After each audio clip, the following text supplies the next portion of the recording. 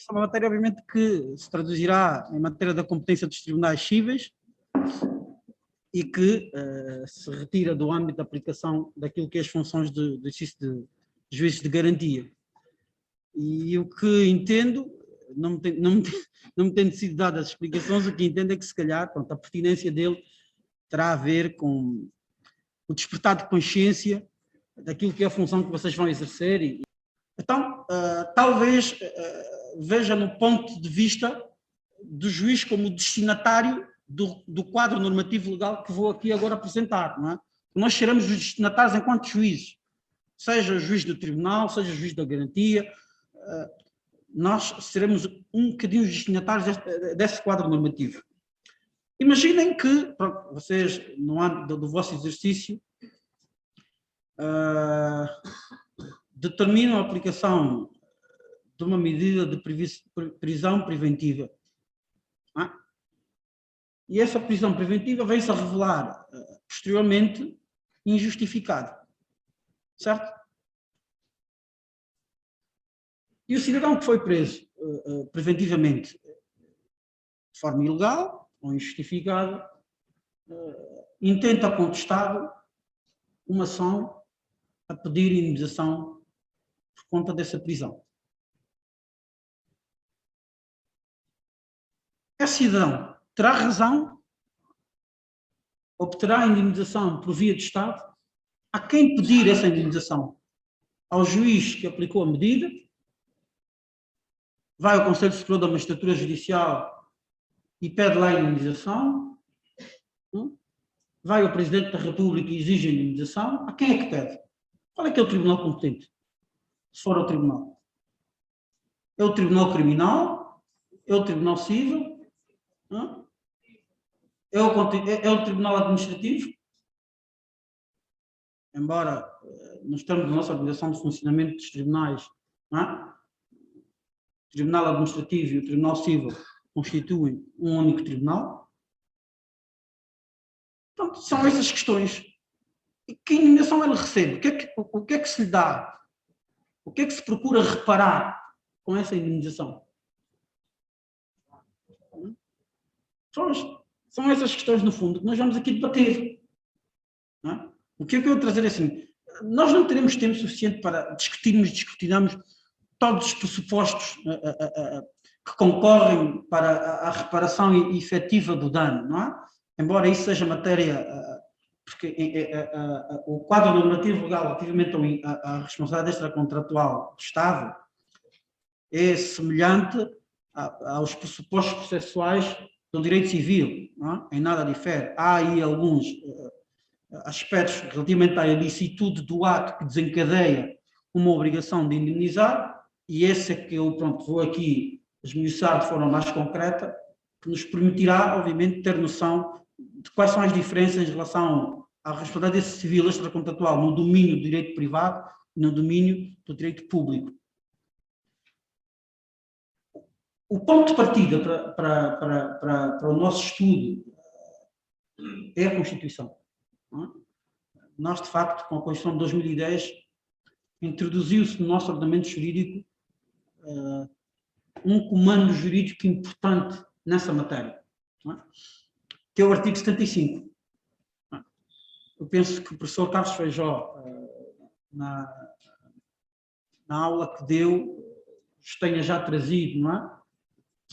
Essa perspectiva em relação a toda a extensão normativa que o artigo 65 da Constituição encerra e nos permite ter a noção do âmbito aplicativo, não é, dessa norma constitucional. Pronto. O artigo 65, define então o quadro normativo constitucional na possibilidade do Estado vir a ser responsabilizado, não é, por decisões dos juízes. Isso porquê?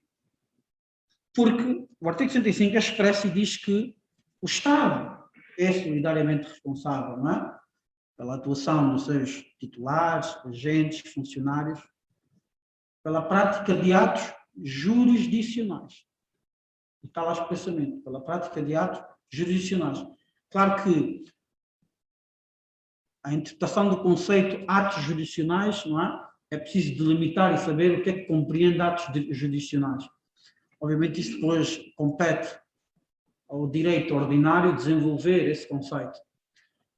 Nós não temos ainda um regime jurídico onde esse conceito está desenvolvido, não é? Já está preparado. Pronto. Em princípio já foi até aprovado em Conselho de Ministros um regime da responsabilidade civil extracontratual do Estado, mas não está em vigor ainda, porque não foi aprovado pela Assembleia. E então nós, para desenvolvermos o conceito de ato jurisdicional, temos que nos socorrer apenas da doutrina e saber qual é a amplitude, não é? O âmbito subjetivo ou objetivo desse conceito, para saber que atos são compreendidos, não é? Que tipo de atos jurisdicionais podem se considerar compreendidos nesse conceito que a Constituição refere. Não é? Agora, o que é certo é que não podemos ter dúvidas, não é? Que no nosso ordenamento jurídico o Estado pode ser responsabilizado por atos jurisdicionais. Nós, antes da aprovação dessa Constituição, mas então a Constituição só foi aprovada em 2010, e antes disso, o Estado não era responsabilizado pelos atos jurisdicionais? Havia muitas dúvidas. E desde logo porquê? Porque, em princípio, a responsabilidade, não é?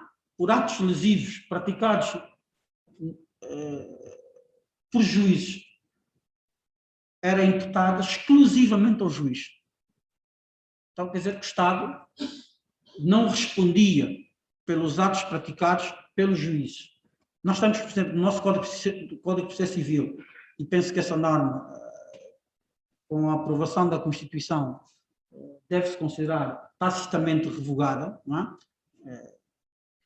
Tacitamente revogada, parcialmente, porque nela os artigos 1083 a 1089, penso eu, que é a responsabilidade civil dos magistrados, não é? Do Código de Processo Civil, lá se estabelecia, não é? E lá vinha estabelecido o princípio geral da responsabilidade dos juízes, não é? Pela prática de alguns atos judiciais. Isso definia lá, e era lá definido como um catálogo fechado, quais eram os atos que desencadeavam a responsabilidade civil do juiz. Significa que o Estado não respondia, havia uma responsabilidade direta do juiz, não é? Na prática de alguns atos. Dentre eles, aqueles que constituíam um crime, crimes previstos no Código Penal, quando houvesse dolo e quando houvesse denegação de justiça. Eram, no fundo, essas quatro realidades que desencadeavam de forma direta a responsabilidade do juiz, não é? Pela prática de atos judiciais que eram lesivos de direitos, liberdades e garantias. Fora desse quadro, nós assistindo à Constituição de 2010, era assim que alguém, um particular que se sentisse lesado pela prática de um ato jurisdicional, podia recorrer para, obviamente, ser ressarcido dos danos que a atuação judicial lhe tenha provocado. Era responsabilizado diretamente o juiz. Só que isso, o que é que provocava? Provocava, obviamente, um afrouxamento na atuação do juiz. A atividade do juiz é caracterizada por quê? Por uma atividade de enunciação do direito que constitui o seu próprio padrão de validade. Então, se a mim é condicionado à aplicação do direito, que a lei diz que eu é que sou legitimado para fazer essa aplicação de direito, se me condiciona dessa forma, isso provoca o quê? Provoca um afrouxamento do tal princípio da independência. Eu tenho receio de errar, não é? Então, se calhar, esse princípio da independência, que se entende que é um princípio de corolário da atividade judicial, fica restringido, porque eu não posso, sempre que decidir, estar consciente, se a minha decisão, alguém não concordar com ela, ainda sou obrigado a responder pelos danos que causar com a minha decisão, porque a atividade judicial é uma atividade danosa, como sabemos, não é? Porque há de constituir o quê? Uma introdução em esfera alheia e sacrificar determinados interesses ou direitos legalmente consagrados. Então, por via destes receios, não é? Obviamente que entre nós esse é um estudo, é uma opção recente, Mas há Estados que já estudam essas questões há muitos anos, há séculos atrás. Então, veio-se a considerar que talvez, não é, o princípio da independência, para não estar tão restringido com a possibilidade de responsabilidade direta do juiz na sua atuação, devesse ser temperado com a responsabilidade, transferir essa responsabilidade do juiz para o Estado. Não é? Embora fique sempre patente a possibilidade de quê? Do direito de regresso em relação à indenização que o Estado vir a pagar. E essa evolução fez então o quê? Depois também são os tais conceitos de sociedades modernas, não é? Obviamente, a expressão de intervenção dos tribunais nas sociedades modernas são muito maiores. A litigiosidade é muito maior, quer dizer que os tribunais têm uma grande interferência na vida das pessoas hoje. São mais chamados e, à medida que são mais chamados, não é, para dirimir litígio, acentua-se também a sua intervenção a nível social. E era preciso, obviamente, também delimitar a responsabilidade da atuação dos seus servidores, de modo a proteger também interesses e direitos dos membros de uma determinada sociedade. Então, o modo que se encontrou para dirimir essa questão de saber se a responsabilidade direta do juiz restringe o princípio da sua independência, era então transferir para o Estado, não é, essa responsabilidade, tratando-se agora só uma responsabilidade indireta do juiz relativamente aos danos que eventualmente causa com a sua atuação. E para lá foi-se evoluindo.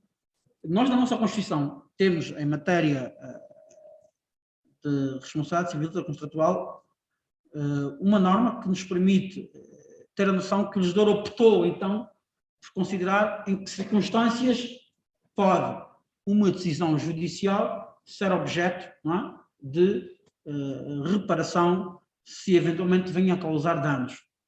E, desde logo, é a que está prevista no artigo 65, número 6, não é? Em que se considera em que é o próprio Estado a assumir a responsabilidade, não é, direta da Constituição, direta, o artigo 65, penso que é 65, número 6. Está bem? Então, qual é o artigo? 65, número 6? Sim, número 6, como é que são da dúvida? Número 6. Os cidadãos injustamente condenados têm o direito, nas condições que a lei prescrever, à revisão de sentença e indenização por danos sofridos. Não é? 65, número 6.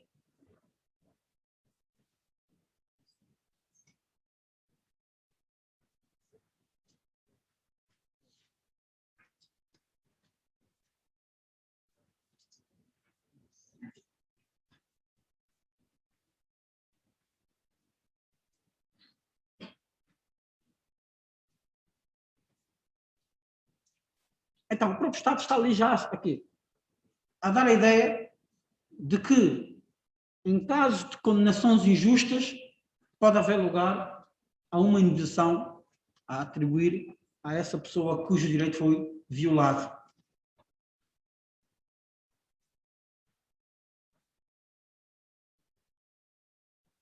Partindo desse ponto de vista, em que o Estado assume essa responsabilidade, cumpre-nos agora saber quais são as outras circunstâncias, não é? Do ponto de vista legal, se essa seria a única ou se existem outras circunstâncias do ponto de vista legal em que o Estado também, obviamente, é obrigado a indenizar.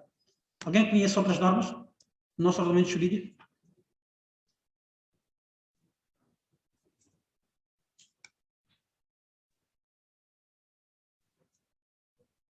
Código Civil?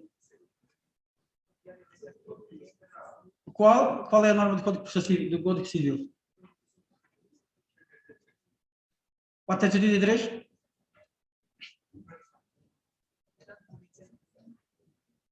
Sim, há uma diferença que temos aqui de diferenciar, não é? O Código Civil, relativamente ao artigo 500, não é? O artigo 500, cujo princípio geral se encontra no 483, se refere à responsabilidade extracontratual ou à responsabilidade civil extracontratual do Estado em matéria de gestão privada. não é? Esse regime não se aplica, obviamente, aos atos de natureza jurisdicional.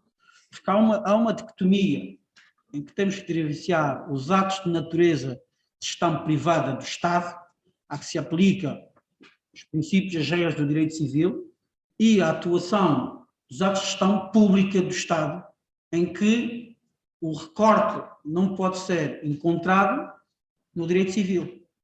Certo? Quer dizer, o artigo 500, quando se fala da obrigação do Estado indemnizar por via do Instituto da Comissão de Serviço, está-se a referir aos atos de gestão privada, não é? Quando o Estado atua como um privado. Nesses casos, podemos recorrer à disciplina que está no Código Civil. Já quando o Estado atua no âmbito da gestão pública, obviamente, o princípio geral é aquele que está na Constituição. Nós não temos um regime, por isso é que nós nunca tivemos, melhor, eu vou dizer o seguinte, nós só agora vamos aprovar então um regime da responsabilidade civil extracontratual do Estado que integram atos jurisdicionais, não é? Isso em consonância com o quê? Com aquilo que vem previsto na Constituição. Porque há um decreto-lei, que é o 48.051, não é? De 21 de novembro de 1967.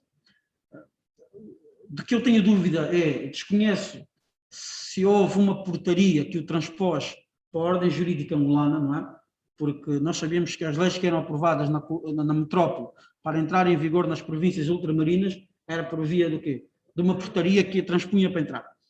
Nunca consegui, obviamente, até hoje, alguém me dizer qual é a portaria, ou se houve essa portaria, relativamente à transposição deste diploma para Angola.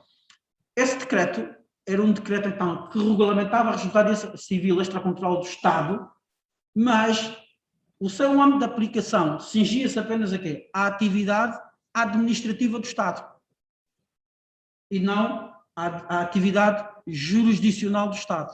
Não é? Eu sempre tive dúvidas se esse decreto, obviamente, chegou ou não a vigorar em Angola. A doutora Nélia Dias diz que sim, diz que esse decreto, conversa que tive com ela, esse decreto aplicava-se em Angola, e se ele aplicava-se em Angola, significa que ele está em vigor, porque ele não foi revogado. Quer dizer, embora se possa considerar parcialmente em vigor, relativamente a quê? A responsabilidade direta, porque o Estado agora vem assumir que a responsabilidade direta era do agente administrativo, o Estado agora vem assumir que a responsabilidade dos agentes agora só é de forma indireta, esse é o princípio geral. O princípio geral é que agora é que toda atividade dos poderes públicos do Estado, assim, da atividade administrativa, jurisdicional e legislativa, não é? É o Estado que em primeira mão aparece como responsável, não é? Havendo, obviamente, depois o direito de regresso relativamente a esses agentes. Sim, sim, por favor.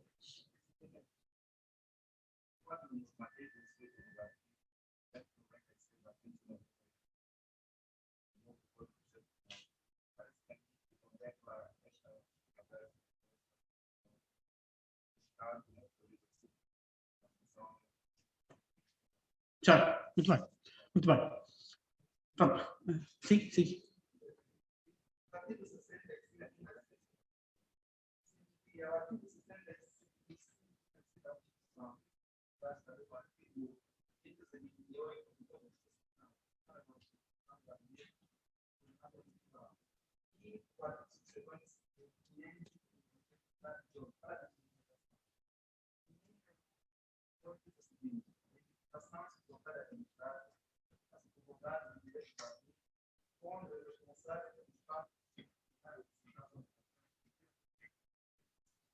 Muito bem.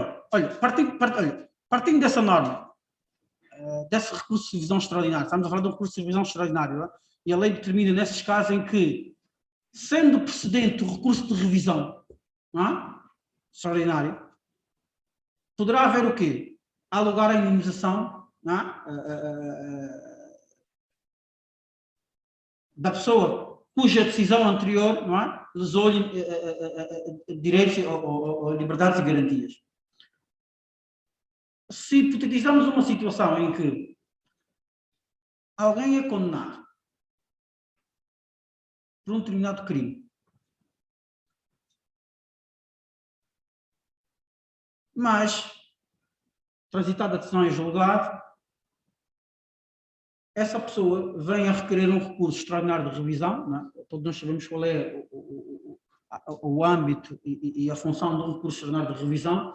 Ele permite quê? Permite, obviamente, destruir os efeitos de uma decisão transitada em julgado, mas só em circunstâncias específicas, não é? Pelas circunstâncias específicas, normalmente ligadas à possibilidade de modificabilidade da matéria de facto que foi sustentada para fundamentar a decisão anterior.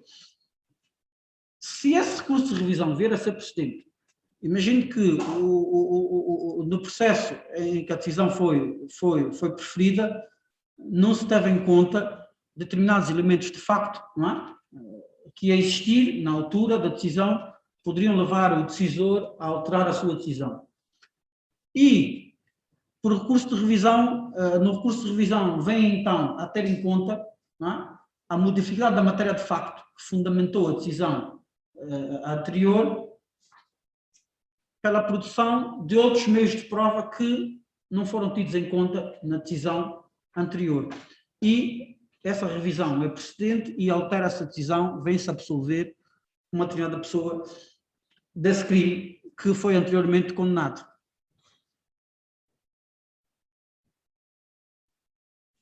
Poderia esse particular, não é, que foi anteriormente condenado e que se veio agora por uma decisão absolutória no recurso de revisão requerer a indemnização?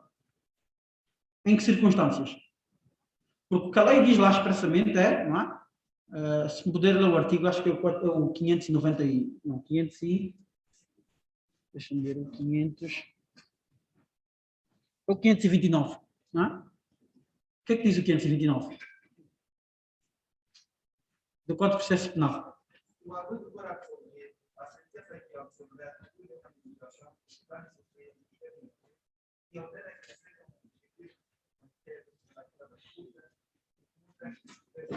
certo, vamos a ter apenas a indemnização. Se nos atermos a indemnização, em que circunstâncias, assim, o que eu quero despertar em vocês, assim, em qualquer circunstância que resultar que o recurso de revisão foi precedente e determinada pessoa condenada foi absolvida por via desse recurso de revisão, há lugar à indemnização? Haveria circunstâncias em que se poderia não atribuir uma indemnização a essa pessoa? Em que circunstâncias?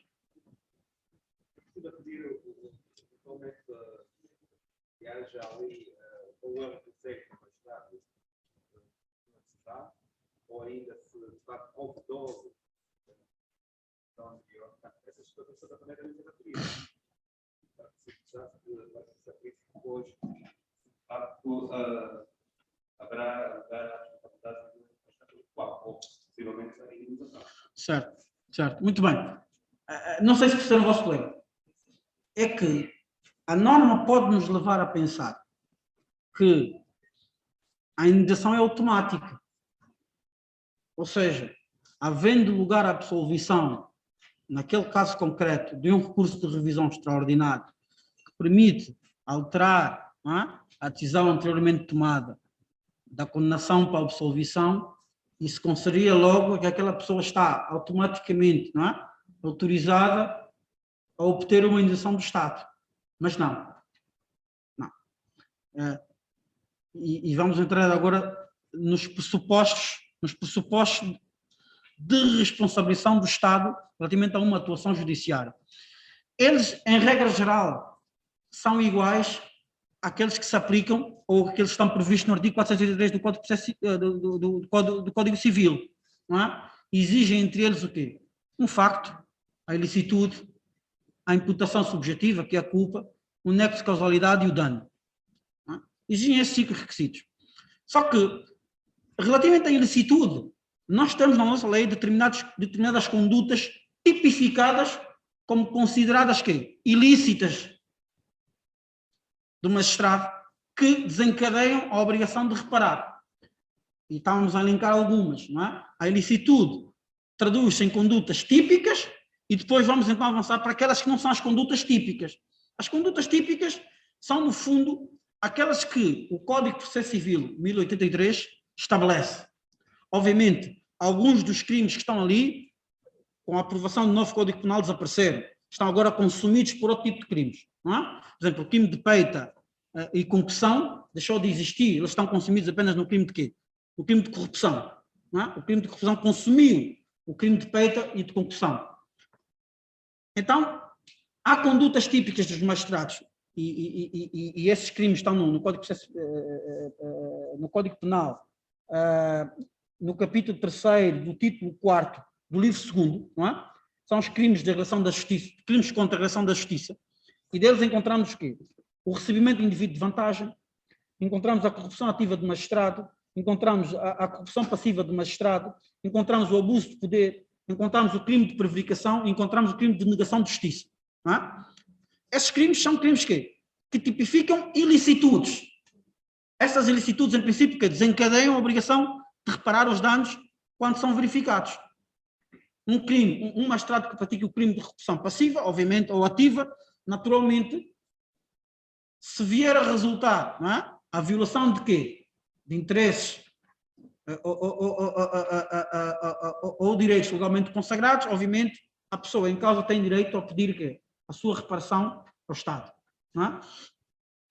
Agora, fora desses casos, os casos típicos, um deles também é aquele que está no artigo 296 do Código de Processo Penal, já aqui referamos que, relativamente à questão das prisões ilegais ou detenções ilegais. Normalmente, quando não estão verificados os pressupostos que se refere ao artigo 290, número 4. Certo? Nessas circunstâncias, obviamente está aqui comportamento típico que dá lugar a quê? A reparação do dano provocado com essas decisões. Os senhores magistrados sabem que, obviamente, vocês, nas funções que vão desempenhar, muitas delas será de quê? Da aplicação de medidas de coação ou de medidas cautelares em fase de instrução preparatória. Não é? Regra geral, as decisões que vocês vão tomar situam-se nesse âmbito. Então, o artigo 296 do Código de Processo Penal está a dizer o quê? Que a aplicação de medidas de privação da liberdade, sobretudo a detenção e a prisão legal, preventiva, ilegais ou injustificadas por erro grosseiro na posição dos pressupostos de facto que a fundamentam, determina a obrigação de indemnizar. Traçamos aqui as condutas típicas, aquelas em que já está verificado que é o pressuposto da ilicitude, só com a conduta. Verificada a conduta, está verificado o pressuposto da ilicitude. Não é? E, em termos de responsabilidade civil extracontrole do Estado, verificada a ilicitude, pressupõe-se o quê? Ela pressupõe a existência de culpa. Verificada a ilicitude é pressuposto da culpa. Então, quer dizer que o titular do direito à indenização nem sequer tem de se onerar a demonstrar a culpa do agente na prática do ato. Basta que se verifique a ilicitude. Provada que o magistrado foi corrompido, está provada a culpa do magistrado. Provado que a decisão de prisão preventiva é inconstitucional ou ilegal, está provada a prova do magistrado que a aplicou. Não é? E daí, obviamente, basta estabelecer o quê? O nexo de imputação ou o nexo de causalidade entre aquele facto, ou seja, aquela decisão e os danos que ela veio a causar para que o titular do direito à indenização tenha, então, direito a receber. Certo? E não se esqueçam que, apesar de, nos termos do artigo 75 da Constituição, se estabelecer que agora no nosso ordenamento jurídico já não era assim, mas agora passa a ser, por isso é que eu digo que o artigo 1083 do Código de Processo Civil está parcialmente revogado, porque aí estabelecia-se o quê? Estabelecia-se uma responsabilidade direta do magistrado. Hoje, o artigo 75 veio alterar essa realidade. Não é? Em regra, o que é que se estabelece? É a responsabilidade direta do Estado e indireta do magistrado. Não é? Quer dizer que o magistrado, só indiretamente por via de quê? Da ação de regresso, é que responde pelos danos que causou na atuação da prática judiciária. Nós, em relação à ação de regresso, já vamos lá. Não é? dadas as similitudes pertinentes que temos aqui que discutir. Não é? Pronto. Facto, toda atuação dominável pela vontade do juiz, não é? Excluindo aqui os movimentos reflexos e as atuações naturais, não é? Obviamente os factos naturais não representam qualquer realidade que faça desencadear a responsabilidade civil extracontratual do Estado. A ilicitude, já vimos que temos aqui algumas condutas típicas que traduzem por si só ilicitude. Fora desse âmbito, que atuações mais se podem considerar de ilícitas no âmbito da aplicação da responsabilidade civil extracontratual do Estado? Entramos então naquilo que o colega disse, no chamado erro judiciário. Não é? Fora dessas atuações típicas, não é? Muito especialmente definidas no âmbito do direito penal, não é? Ou processo penal. Vamos entrar agora na matéria de uma conduta ilícita que não está tipificada, que é o erro judiciário. Não é? O erro judiciário, nós, enquanto não for aprovado esse regime da responsabilidade civil extracontratual do Estado, só o podemos densificar através da doutrina. Não é? Porque nós não temos, no nosso ordenamento jurídico, nenhuma expressão normativa que nos permita qualificar, não é, esse conceito de erro judiciário. Porque mesmo se tivermos em conta que o decreto 48.051, não é, de 67, entrou em vigor em Angola e continua em vigor, não é, ele só, porque quem vai revogar esse decreto, em princípio, será esse regime especial que há de ser aprovado, não é? O regime da responsabilidade civil extracontratual do Estado. Mas, como disse, esse decreto 48.051 não tem um âmbito de aplicação aos atos jurisdicionais, por isso é que lá não está definido o que é o erro judiciário. Aquele decreto está apenas definido para a atividade administrativa dos poderes públicos. Certo? Por isso é que nem tem sequer relevância. Eu podia trazer aqui apenas como questão doutrinária para discutirmos, era saber se no âmbito desse decreto-lei se podia também aplicar de forma analógica, não é? De forma analógica, às situações da atividade judiciária, não é? Por via desse decreto. Pronto.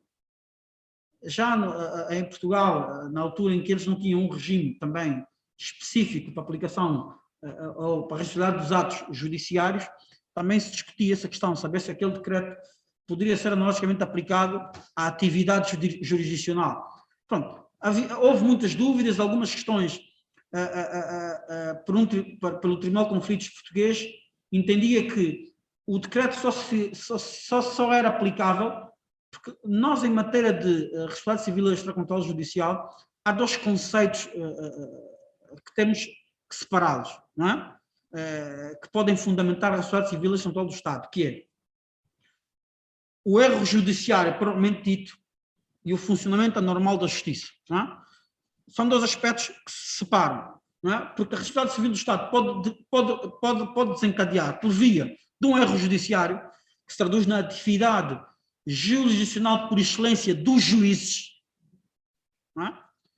E aqueles que se traduz na chamada administração da justiça, em que também se englobam o quê? Se englobam todos os atos praticados por todos os agentes que intervêm na administração da justiça. Juízes, procuradores, funcionários, polícias, toda aquela gente que intervém na administração da justiça eram considerados então como quê? Como fazendo parte do tal funcionamento administrativo da justiça. E o entendimento que se tinha é que, relativamente ao erro judiciário, o decreto 48 não se aplicaria. 48.050 não se aplicaria. Só se aplicaria aos erros derivados que da tal administração judiciária, ou por mau funcionamento da justiça, ou a justiça realizada em prazo razoável, fora do prazo razoável. Nesses casos, era possível aplicar analogicamente aquele decreto a essas situações. Pronto. Para nós, não faz sentido nós discutirmos essa perspectiva, primeiro porque nós nem sequer temos ainda certeza se aquele diploma entre nós, não é? Entre nós vigora, porque eu de facto tenho ainda essa dúvida. Diga. Realmente a questão da 296, não pode essa possibilidade. Não, o que é que fala? Não sei se fala em erro judiciário, mas fala em erro grosseiro, não? São conceitos diferentes. Eu já vou tentar diferenciar o que é o erro judiciário e o erro grosseiro. Diga, pode ler o artigo.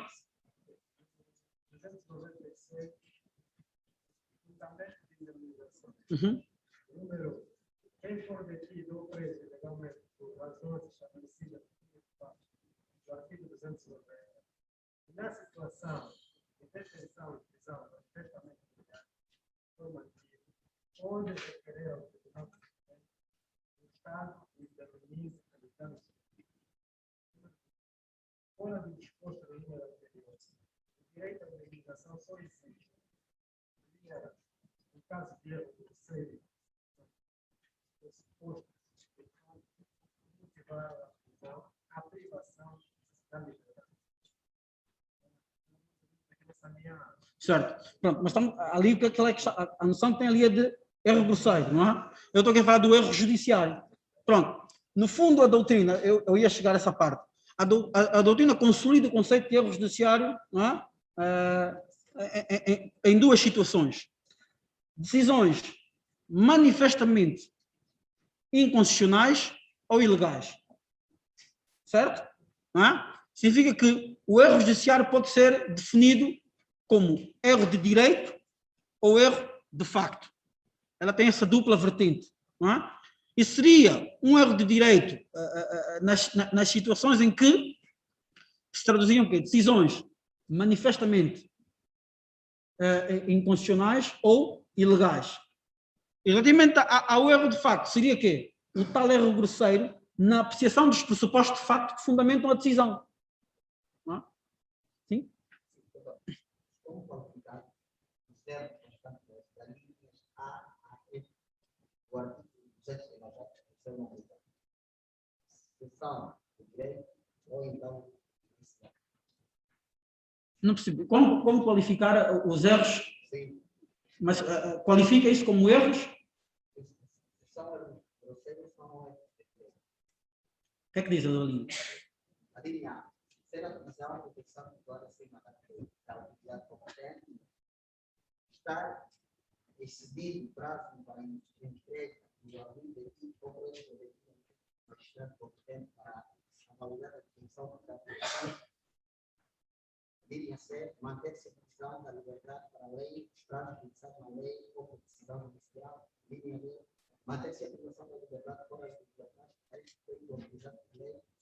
Linha E. Ter sido a privação da liberdade ordenada, efetuada por entidade competente. A linha E.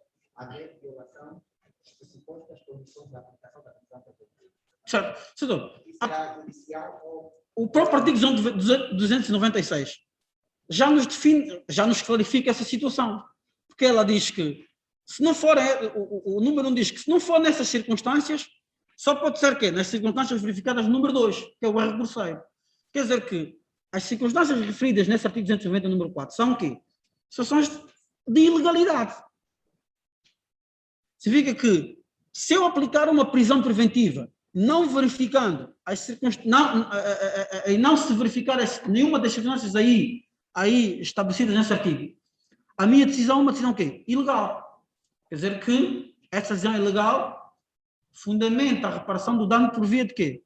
De um erro judiciário na aplicação do direito. Não é? O erro grosseiro na apreciação dos fundamentos de facto tem a ver com o quê? Sobretudo na valoração dos meios de prova. Não é? Se eu, determinado meio de prova, em matéria da apreciação de prova, vigora o princípio da livre apreciação da prova. Não é? Embora nós sabemos que há atenuações relativamente a esse princípio, relativamente a alguns meios de prova em que a própria lei fixa o seu valor. Não é? Estamos a falar que certos documentos, o Estado lhe atribui um determinado valor e a lei processual também lhe confere um determinado valor probatório, ou seja, a formação da convicção do juiz por via de um determinado elemento de prova, não é? Em regra, ele dá de quê? Pela própria convicção que ele, julgador, adquire que da representação que faz desse elemento. Eu ouço um depoimento de uma testemunha e formo a minha convicção segundo a quê? Segundo a minha liberdade, as regras da experiência e a natureza das coisas. E vou entender que essas declarações são verdadeiras ou falsas, de forma a formar a minha convicção. Diferente, há determinados meios de prova em que é a própria lei que fixa o seu valor probatório, certo? Para a prova de um determinado facto. Por exemplo, para a prova da existência de um direito real em Angola, há um documento que, se ele existir, eu, juiz, não posso, primeiro, dizer, sim, mas esse documento aqui não me convence, não. Uma coisa não é dizer que o documento é falso. O documento é falso é outra coisa, é um incidente que ataca a validade intrínseca do documento. Isso é outra coisa. Eu estou a dizer, eu próprio pego, vamos falar de um direito de propriedade. Apresenta-me uma escritura. Nos termos da nossa lei, a escritura pública faz prova plena da existência dos factos que ela atesta. Se lá está referido que fulano X, no dia tanto X, chegou-se ao notário e vendeu ao fulano X pelo preço X aquela moradia, eu tenho que, nos termos da nossa lei, considerar que aquele documento faz prova plena da existência daquele contrato, daquela transmissão. Então, eu não posso dizer, não, mas eu não quero saber. Diz aí, vocês venderam ou não venderam? Não, mas eu não lhe vendi. Ah, pronto, então eu acredito nessa testemunha que diz que não vendeu. Significa aqui, eu não posso fazer esse juízo. Não? É a chamada prova legal ou tarifada. A prova daquele facto, transmissão da propriedade, só pode ser feita por via de um documento. E a lei define qual é, no nosso ordenamento, qual é o documento idóneo a fazer prova desse facto, que é a escritura. Certo? Não é outro, é a escritura. Então, o erro judiciário relativamente à aplicação da matéria de facto é nisto. É nessa valoração dos elementos de facto. Isso é que é o erro de facto. Ali, estamos a falar de erro de direito. Se eu aplico a prisão preventiva e não se verifica nenhuma daquelas circunstâncias, por exemplo, que a lei estabelece para haver prisão preventiva, o risco de fuga, perturbação da investigação, qual era o outro? São três que não é? Continuação da atividade criminosa. Pronto. Há um que não é legal, é mais do ponto de vista doutrinário, que é a tal paz social que a prisão até pode trazer, não é? À sociedade. Se não se verificar estes pressupostos e eu ainda assim aplico, eu estou a cometer uma decisão ilegal. Certo? Por isso eu digo, o erro judiciário se funda em duas vertentes, quer na vertente jurídica, quer na vertente da aplicação do erro de facto. E nesse número 12, o que está aí previsto é que é uma das modalidades do erro judiciário, que é a errada apreciação dos pressupostos, dos factos ou dos elementos de prova que fundamentam a minha decisão.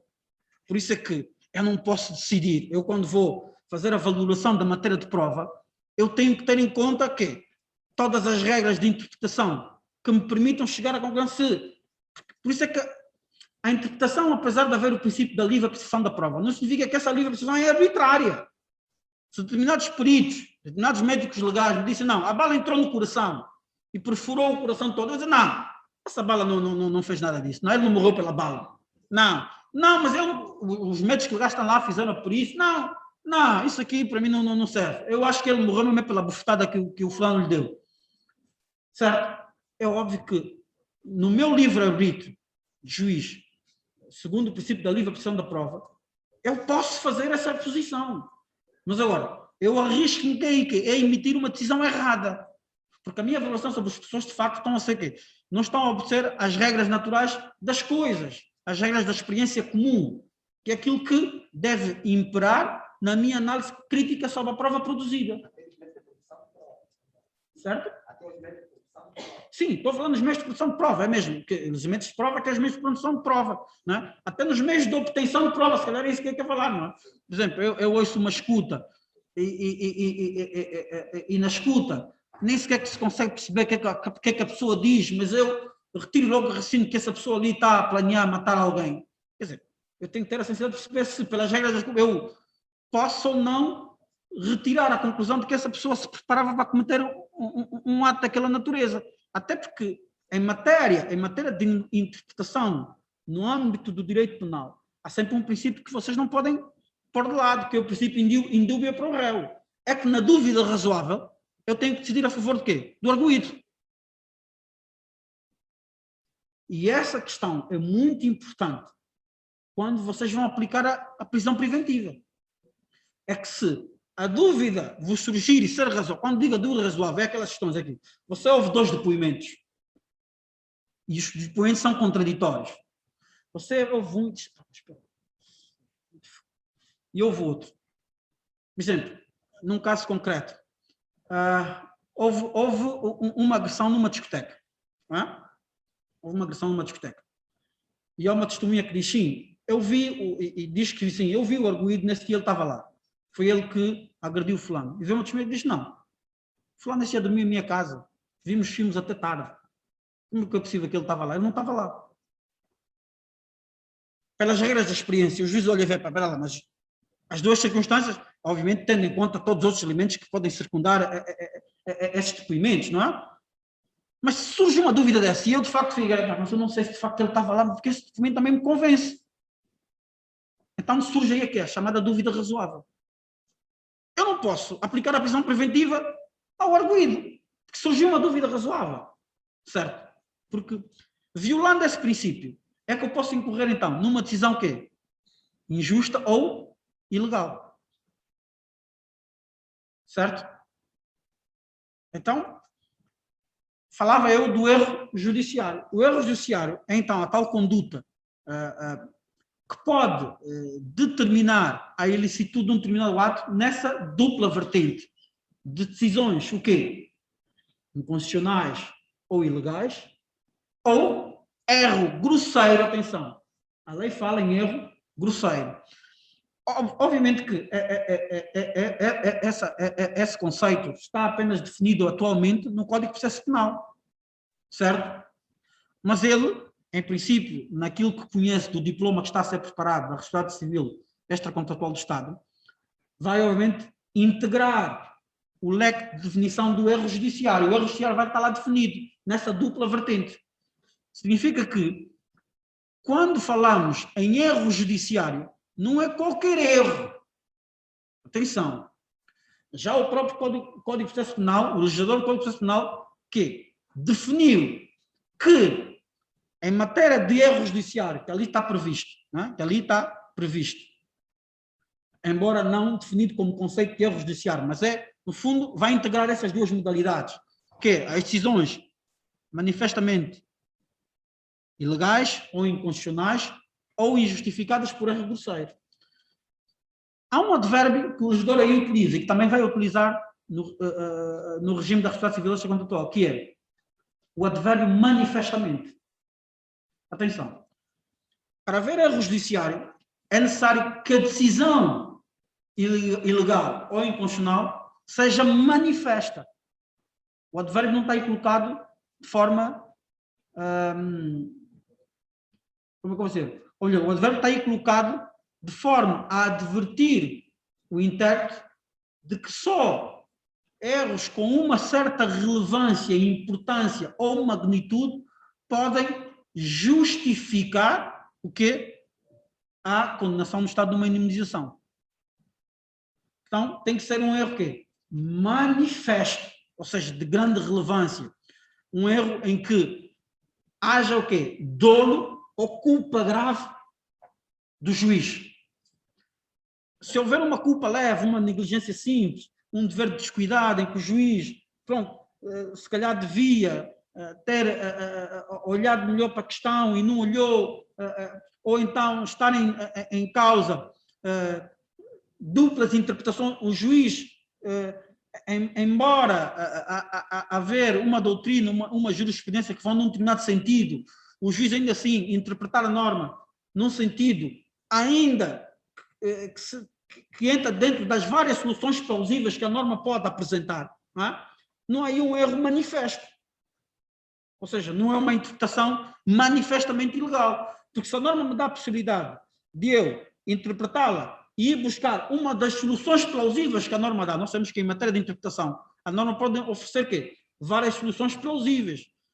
Só seria um erro manifesto ou um erro judiciário manifesto em termos da legalidade da minha decisão Se, imagina que haja uma doutrina consolidada, uma jurisprudência fixada, não é?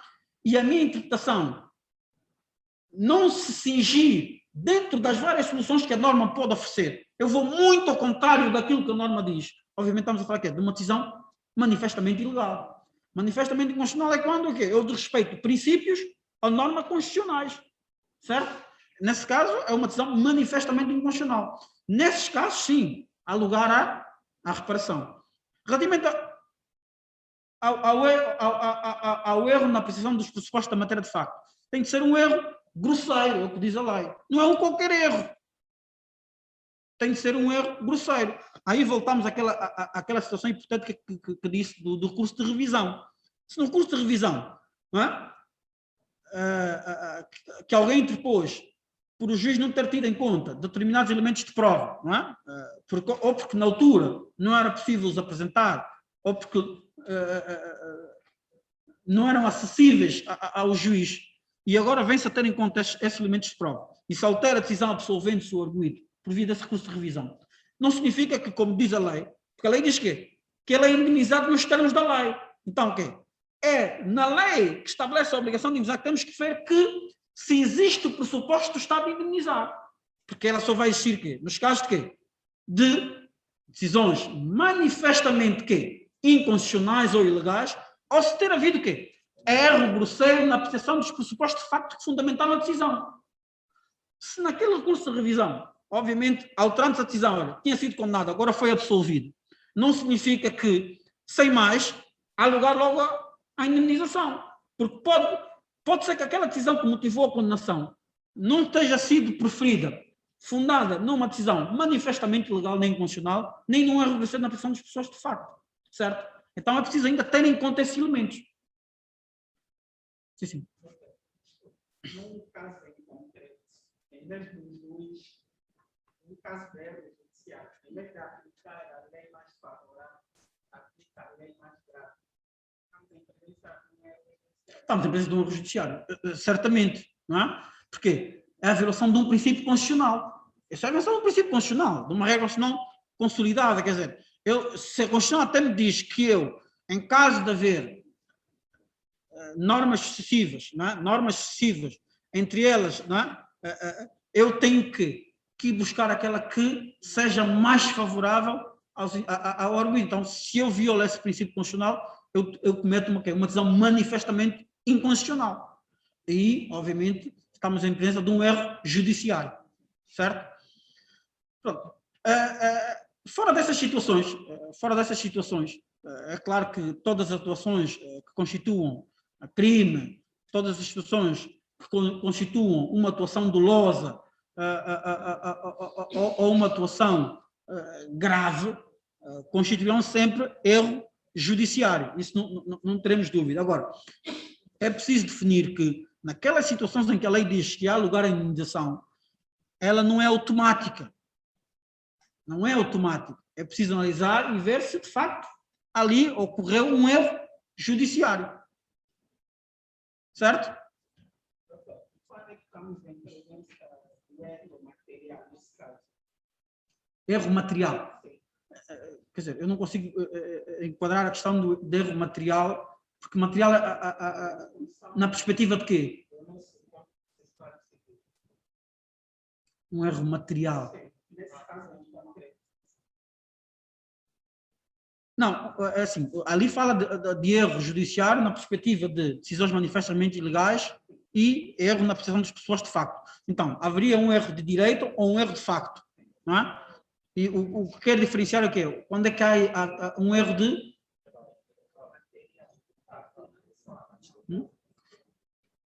Não, quando se refere a material, tem que dizer sem por referência que... Porque eu quando ouço um erro material tem a ver com matéria. Erro material tem a ver com a matéria, com que determinada matéria. Com matéria de facto. Não, o exemplo que eu já dei é na valoração dos pressupostos da aplicação do facto. Se eu estou a valorar mal elementos de prova, se eu, por exemplo, naquela situação que vos disse, não é muita regra em direito penal, não é? Em direito penal, obviamente que há atenuação do princípio da livre apreciação da prova, há também atenuação, há determinados documentos que no processo penal também são provas tarifadas ou fixadas o seu valor. Imagina que eu, não é? Em função disso, no confronto de meios de prova, não é? Em que a lei fixa um determinado valor do meio probatório, e eu ignoro esse meio probatório e valorizo, não é? Porque valorar é isso, é dar valor, não é? E dou mais valor a um meio de prova em relação àquele que a própria lei já fixa o seu valor. Obviamente eu estou a fazer o quê? Eu estou a fazer uma má apreciação dos pressupostos fáticos, né, que vão fundamentar a minha decisão. Nesse caso, o que se pode falar é um erro grosseiro. Porque um juiz, depois nós temos a questão para a aferição também da culpa, é preciso pôr em circunstância que aquilo que é transferido para aquilo que o Código Civil nos diz, que é a colocação do tal homem médio naquela situação concreta. Um juiz médio, não é? Cuidado, não é? Minimamente preparado e razoável, tem de saber que, em termos de confronto de meios de prova, qual é o que eu devo valorar sujeito à minha livre iniciativa e qual é aquele que a lei me fixa o seu valor. Eu tenho que saber, quer dizer, que uma escritura pública, em princípio, para determinados factos, só por via desse documento é que eu posso consentir que ele existe, ou que esse facto é real. Eu não posso, por minha livre iniciativa, a não ser que eu levante o tal incidente de falsidade, a não ser pelos sinais externos do próprio documento, eu possa pôr em causa quê? A validade intrínseca do documento, mas para isso é preciso levantar um incidente. É preciso que, por via desse incidente, se declare quê? A falsidade do documento. Eu não vou dizer, não, este documento aqui não me convence, eu estou a ver aqui, essa letra aqui está muito fusca, e não pode. Se tiver que a letra não está legível, eu posso mostrar uma nova certidão, no mínimo. Não, isso aqui não, para mim não serve. Não posso. Não é? Quer dizer que o erro judiciário, na perspectiva da aplicação da matéria de facto, é nessas circunstâncias, momento que ela resulta. Sim. Tem a ver com o facto de, para a planta, vai existir 2 juízes no processo penal. Imaginemos o seguinte. Vão existir 2 juízes no processo penal? Tem o juiz de garantias e o juiz para o... Ok. Agora percebi. Tá bem. Ora, o juiz de garantia aprecia a prova iniciada e conclui que há fortes indícios de que o arguido foi o autor do crime. Fortes indícios, alguns chamam de prova iniciada. E decide aplicar a medida de coação de sua opção preventiva. O processo tramita, é proferida a acusação, o juízo de probabilidade, mas na decisão final, o juízo de suspeita ou probabilidade não é transformado em juízo de certeza na ótica do juiz do julgamento. Certo. E, consequentemente, o arguido é absolvido. No início do processo, o juiz de garantia é que aplicou a medida e aplicou a prisão preventiva durante 9 meses. Certo. E se verificou no caso concreto que não houver judicial. Porque, efetivamente, houve fundo delito. Houve a suspeita de que, efetivamente, ele cometeu o crime. Podíamos ainda assim falar da responsabilidade extracontratual do Estado, ou por causa dessa situação, onde não se observa que alguém agiu com culpa, o magistrado não agiu com culpa, e por isso não podemos transportar a relação entre o magistrado e o Estado. Podemos criar, em termos de direito, a constituir uma responsabilidade civil do Estado que não seja extracontratual para cautelar isso. Bem, muito obrigado. Se bem percebi a sua questão, ela tem grande pertinência. Desde logo, porquê? Porque nós não vamos fugir daquilo que já estamos a abordar neste momento, que é se a decisão em matéria de instrução preparatória, não é, foi tomada e fundada com base nos elementos probatórios que foram carregados naquela altura, não é, e no julgamento se vem a concluir que esses elementos probatórios não reúnem as condições para aplicação da condenação do arguido, significa apenas que houve uma divergência de entendimento. Essa divergência de entendimento traduz aquilo que é a caracterização da nossa função, da nossa atuação. Porque a nossa atuação é caracterizada por quê? Por argumentação e interpretação. Porque, por isso é que o nosso sistema, assim, não se pense que, pelo facto de haver o regime da responsabilidade civil extracontratual do Estado, está-se a medir que porque eu disse, a atividade judicial é uma atividade danosa, em si mesmo danosa, porque pressupõe a intromissão na esfera jurídica alheia. Mas não se pense que é de qualquer circunstância que é chamado à responsabilidade judicial extracontratual do Estado por via do erro judiciário. Nem tudo se configura erro judiciário. Até porque a estruturação e a organização do nosso sistema pressupõe o quê? Pressupõe isso mesmo, pressupõe o quê? Níveis de decisões, por isso é que há os tribunais de recurso, que, à medida que se vai recorrendo, permite quê? Permite um melhoramento da decisão que afaste a injustiça de uma decisão que se pode entender assim, certo? Então, por isso é que há recurso. É que eu disse, é que se entendesse que em qualquer circunstância, então estaríamos a violar o princípio da independência do juiz. Quer dizer, eu não posso decidir porque agora vem alguém dizer, alguém que não se conforma com a minha decisão, vai dizer, não, há aqui erro judiciário. Não, quer dizer, não é assim. Assim, eu quando vou defendendo essas posições, vou defendendo, tendo em atenção ao quadro normativo que vem aí, que há de vir. Não é? Porque nós atualmente podemos, imagina, se uma situação hoje acontece, como é que o juiz é responsabilizado? Só por via daquilo que está previsto no Código de Processo Civil. É uma responsabilidade direta do juiz. E só naqueles casos previstos. Obviamente, os crimes de peita e concussão, suborno, foram consumidos por outros tipos legais. Mas eles são aplicáveis. Porque a denegação de justiça está lá, o crime de prevaricação está lá, a peita, a concussão e o suborno foram consumidos pelos crimes de quê? Abuso de poder, pelos crimes de corrupção passiva de magistrado, não é? Então, quer dizer que se hoje houver a verificação de um erro judiciário, a responsabilidade é direta do juiz, quer dizer que o interessado em obter a reparação dos seus danos tem que interpor ação diretamente contra o juiz. Diga?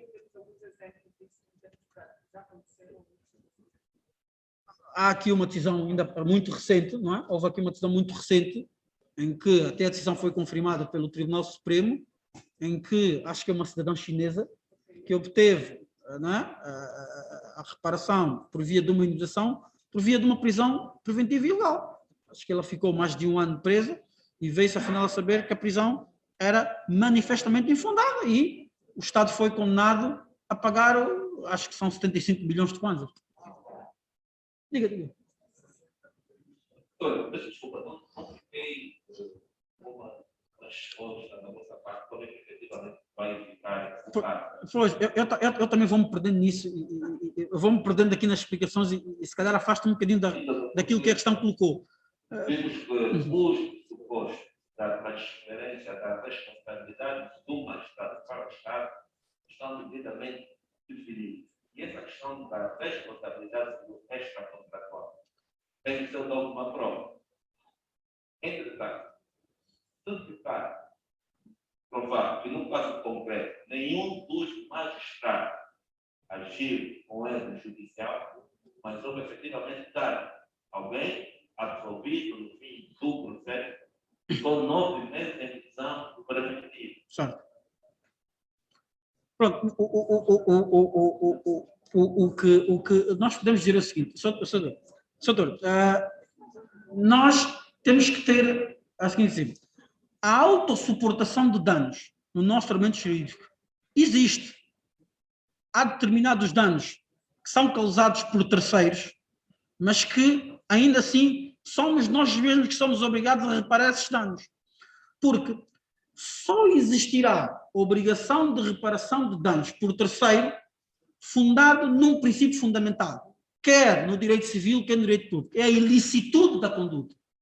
Obviamente que nós, em termos de projeção legiferenda, que aquilo se projeta, vai-se estabelecer também um regime da chamada responsabilidade civil do Estado pelo risco. Está lá previsto. em que, nos casos em que não se consegue imputar a responsabilidade pessoal de qualquer agente, não é, do Estado, se considerar, mas lá está, mas é uma questão muito específica, se considerar que os danos sofridos são especiais e anormais, porque dadas as circunstâncias do caso, se considerar de facto, embora não tenha havido erro judiciário, mas se considerar que, naquele caso concreto, dada a especialidade da situação, não é? Porque muitas vezes até essa especialidade pressupõe que a afetação de um grande número de pessoas pela atuação do Estado e a normalidade dos danos que se vier a causar, o Estado ainda assim é obrigado a reparar. Há lá esse princípio que está a ser consagrado. Pronto. Eu agora... Pronto. É o que eu estou a dizer. Atualmente, esses danos ficariam sem qualquer reparação.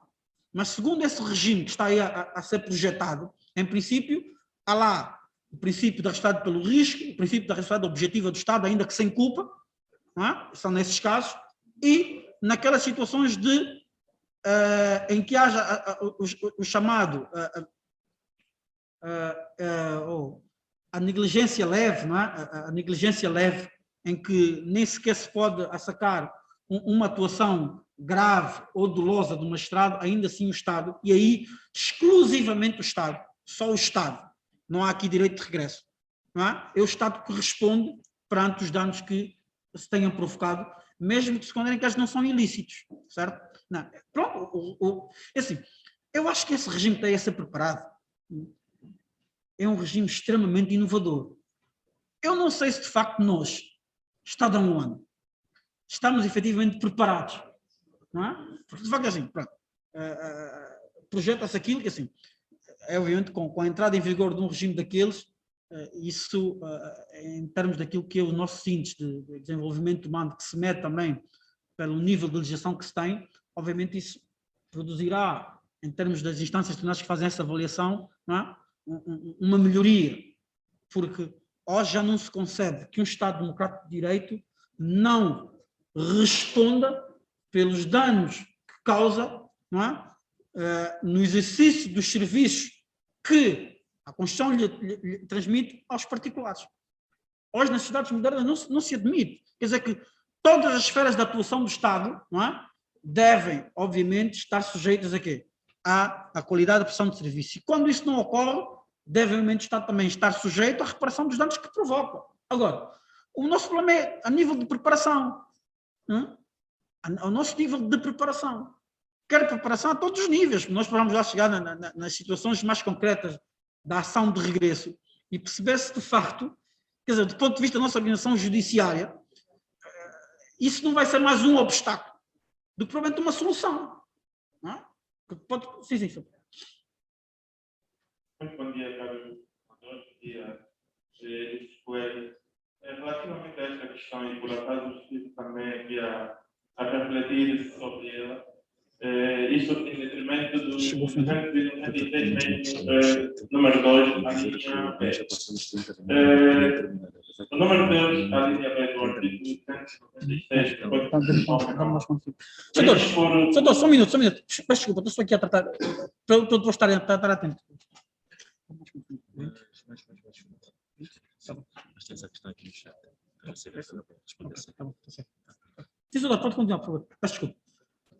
Sim, o número 2, a linha B do artigo 296, Código Processual Penal, dispõe o seguinte: se vier a provar-se que o arguido não cometeu o facto que lhe foi imputado, ou que o cometeu em circunstância de exclusão de ilicitude ou de culpa.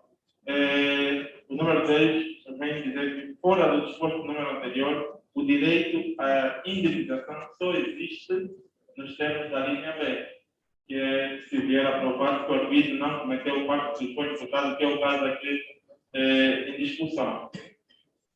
Do jeito que esta linha B, que a norma vem trazer esta situação, parece que limita a certo ponto o princípio da individualidade daquilo que está a ser discutido cá. Conforme foi colocada a questão do colega aí muito bem, é que não seria justo que depois do juiz de garantia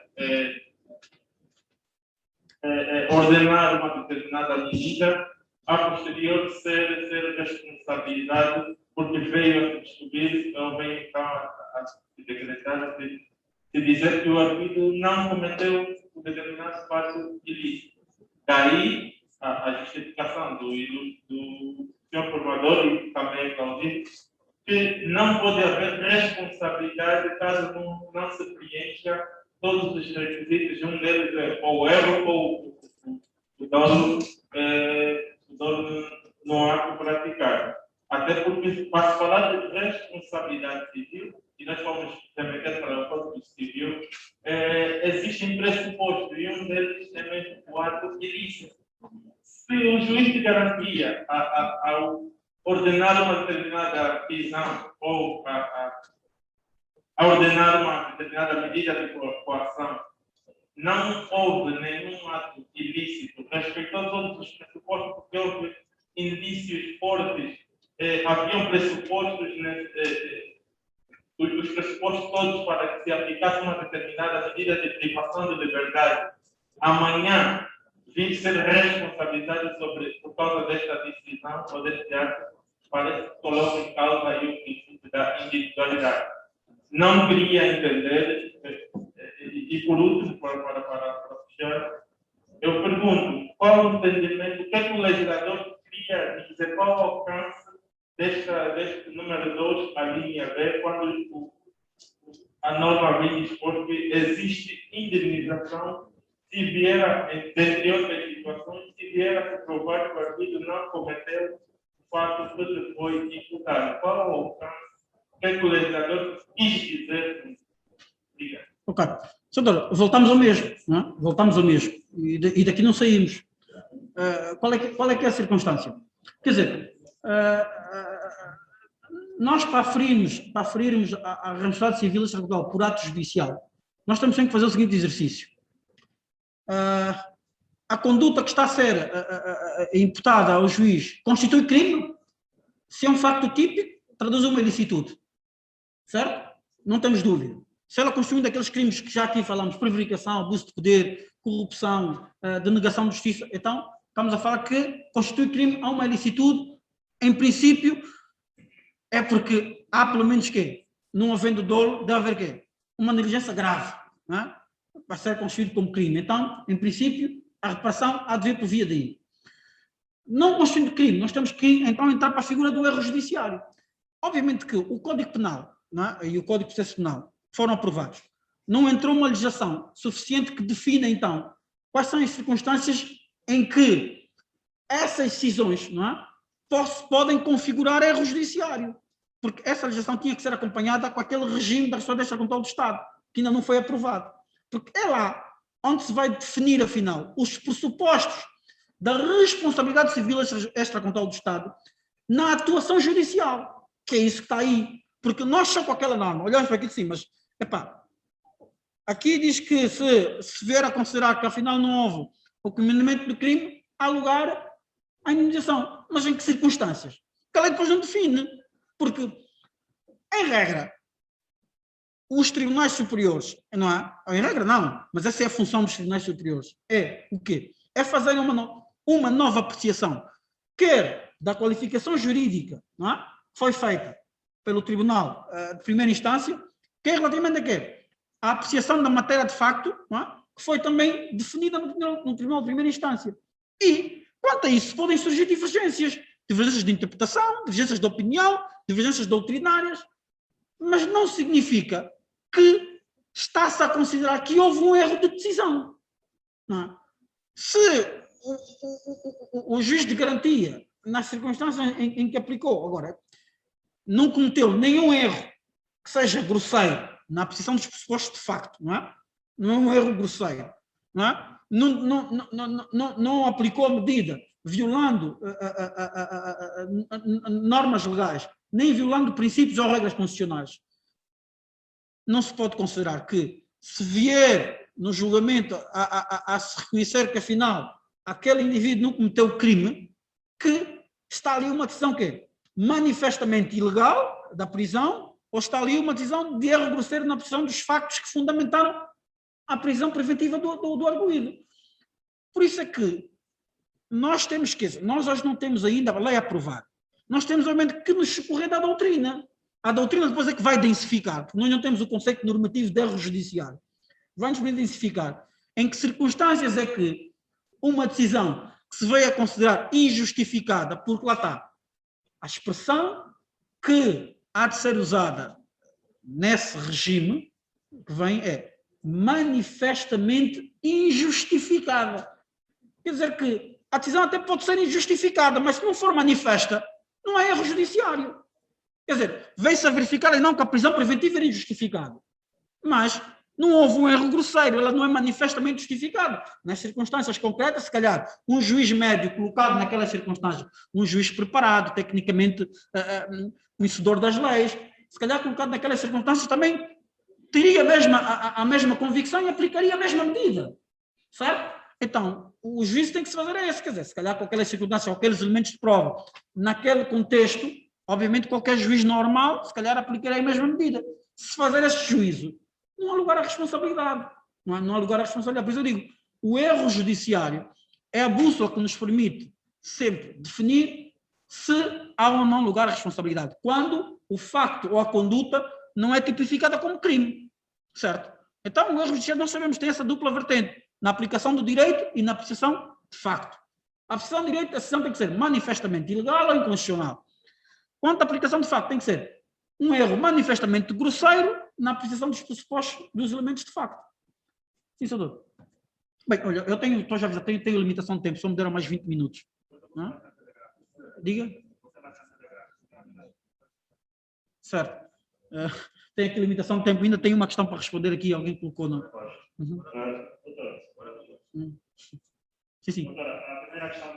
E eu ainda tenho a questão do direito de regresso para obviamente, abordarmos aqui. A primeira questão tem que ver com a natureza jurídica deste regime, esse quadro normativo, começa a artigo 196 a 198.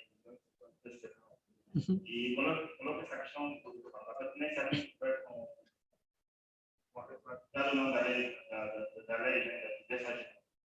É que se tiver uma natureza constitucional penal, se nós aplicarmos essa possibilidade, a lei constitucional penal, regra geral, aplica-se imediatamente. E se tiver uma natureza civil, e até parece a mim que tem uma natureza civil, e gostaria de saber, formador, qual é a sua perspectiva. A lei civil, né, as normas civis, estão sob este princípio de não praticar, se a situações novas. E apesar do acento quando recair sobre a atividade jurisdicional, a prática de atos jurisdicionais, essas situações configuradas no artigo 197 seguintes já terão ocorrido, mas sobre a atuação do Ministério Público, por exemplo, já há situações que sempre houve detenções ilegais de socorro para o humano, detenções ilegais e obtenções preventivas manifestamente ilegais que tenham sido praticadas por magistrados do Ministério Público. Vai-se aplicar esse regime, considerando que estas normas têm uma natureza civil. Essa é a primeira questão. A outra questão tem que ver com o âmbito da aplicação desse regime jurídico. Se cinge ao juiz de garantia, basicamente permita-me, doutora, a ausência de regime jurídico que regule especificamente o erro judiciário, tal como foi explicado pelo formador. Este regime jurídico, esse quadro normativo, estende-se no que toca à sua aplicação a fase embrionária da instrução preparatória ou também a fase de julgamento, né, de julgamento, como o Sr. referiu, que haverá intervenção de dois novos juízes do processo penal. Basicamente. Certo. Bem, senador, eu relativo a essa última, diria que o quadro atual que temos, relativamente às normas constitucionais, por exemplo, o artigo 65, número 6 da Constituição, fala apenas em condenações.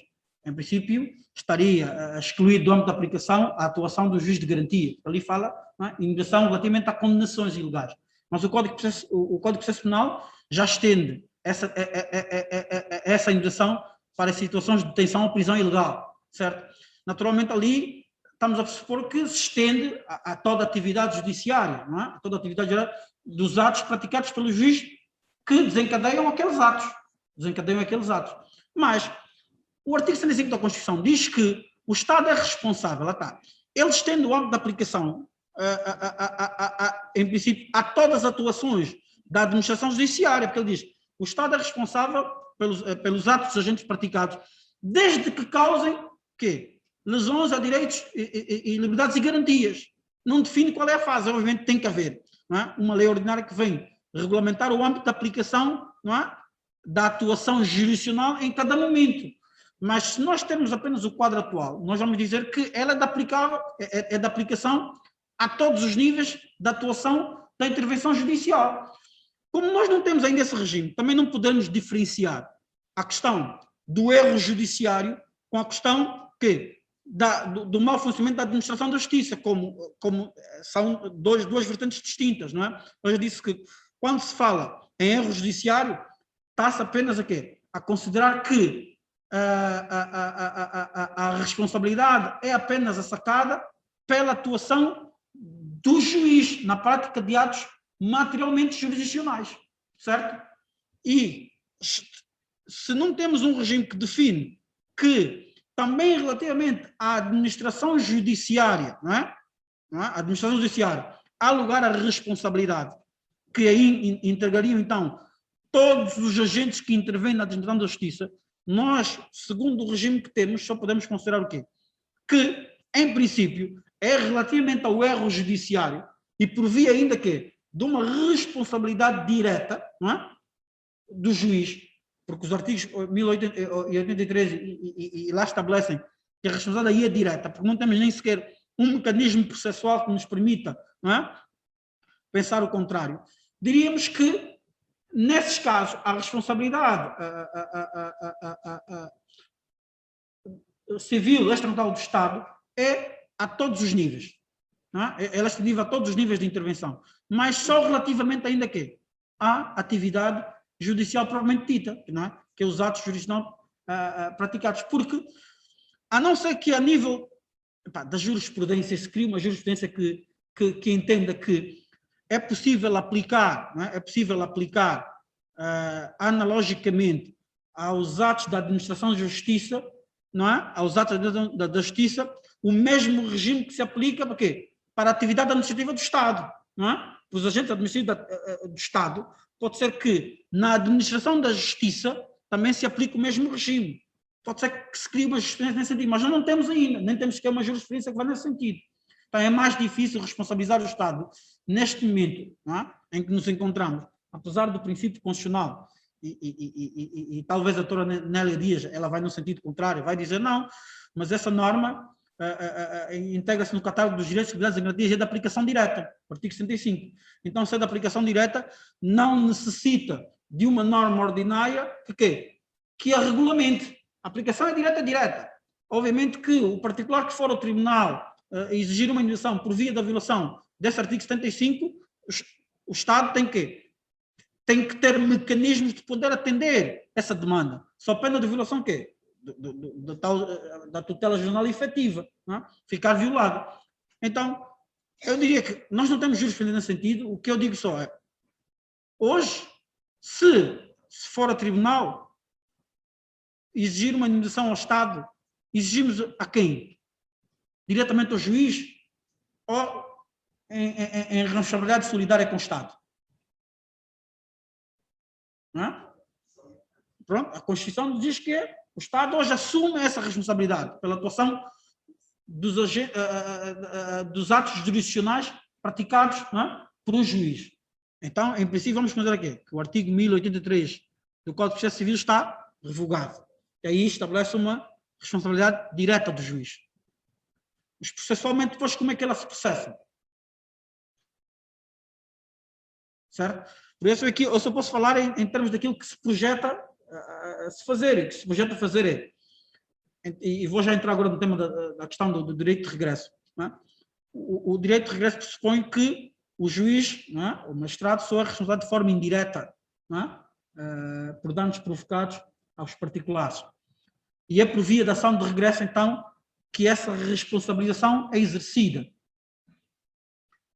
O que se preconiza, o que se projeta, é que o direito de regresso não seja uma faculdade do Estado, mas um dever, uma obrigação. Significa que o Estado, não é? Obrigatoriamente, e todos nós estamos sujeitos a isso, o Estado vai andar a nos processar também, não é? Sempre que o Estado indemniza, atenção, a responsabilidade solidária pressupõe o quê? Pressupõe que o particular dispensa de fazer um litisconsórcio entre o magistrado e o Estado. Ele pode demandar diretamente do Estado, porque na relação da responsabilidade solidária há co-devedores, não é? E a obrigação, a escolha relativamente a quem é que deve pagar vai pertencer ao credor. Nesse caso, o particular, na vez do credor, ele diz, não, eu vou pedir a quem? Vou pedir àquele que mais facilmente realiza, não é? A minha prestação. Quem é? O Estado tem mais dinheiro. Não vou o magistrado que é pobre. Chego lá, estou pedindo indenização. Por exemplo, no caso da chinesa, pediu 75 milhões de kwanzas. Não sei se aqui juiz tem 75 milhões de kwanzas para pagar. Pronto, está a ver. Então, por isso, em regra geral, não é? A opção há de ser, embora se possa fazer um litisconsórcio necessário entre o magistrado e o Estado, não é? De forma solidária, não vai o Estado dizer também que não tem dinheiro para pagar, pelo menos, olha, o magistrado pode ser que tenha o carro e eu penhore o carro e eu tenha o ressarcimento por via da venda desse carro. Mas, em regra, estamos a falar que é o Estado que há de responder na ação de regresso. Agora, em outros ordenamentos, a obrigação de intentar a ação de regresso é facultativa. Não é? Para nós não, para nós há de ser obrigatória. Quer dizer que, e até há lá uma norma que vai determinar que vai recair sobre os titulares que exerçam os poderes de direção, os titulares que exercem os poderes de direção, supervisão, superintendência e tutela, que não exercerem o direito de regresso, vão eles responder. Está a ver, não? Então, ninguém há de querer ficar com essa responsabilidade. Dizer, olha, meu amigo. Agora, há uma questão que eu queria aqui, de facto, ficasse, que eu penso que o regime que se projeta não está a prever, que é a necessidade, como condição ou pressuposto processual para obter a indenização, que haja revogação com sentença transitada em julgado da decisão considerada incorreta. Certo? Não sei se está-me a entender. Regra geral, é assim, na maior parte dos ordenamentos em que fui consultado, eles estabelecem como condição da ação, ou seja, como um pressuposto da ação de indemnização, né, que o particular vai intentar, né, contra o Estado, que haja uma decisão, não é? Transitada em julgado, onde se reconheça o erro judiciário. Primeiro é que há que haver uma decisão que diga assim, houve erro judiciário. E ela tem que transitar em julgado. E só depois de eu obter essa decisão é que eu então entro com a ação de indemnização. Porque a partir daí eu tenho então o quê? Tenho comprovada a ilicitude do facto que fundamenta a responsabilidade civil e extrajudicial do Estado. Mas nós parece que não estamos a optar por aí. E eu estou a achar que isso é um campo perigoso. Porque assim, imagina, porque não pode ser o tribunal em que em princípio, ou melhor, não pode ser no processo em que se requer a indemnização, que se vá dizer se houve ou não erro. Certo? Tem de haver, primeiro, por isso é que e isso tem a ver com o princípio de esgotamento jurisdicional da cadeia de recurso. Quer dizer que primeiro o particular tem que obter assim. Porque pode ser que a violação que está a ser cometida na primeira decisão seja reparada por via de recurso. Certo? Seja reparada por via de recurso. Então, ele primeiro tem de recorrer. E no recurso, vir a quê? Vir a solicitar que se considere, então, que se determine que houve erro judiciário. E quando essa decisão transitar em julgado, é que se pode, então, pedir a indenização por via desse erro judiciário. Mas parece, diga. Eu acho que essa questão do direito de regresso vai trazer muitos problemas teóricos e práticos.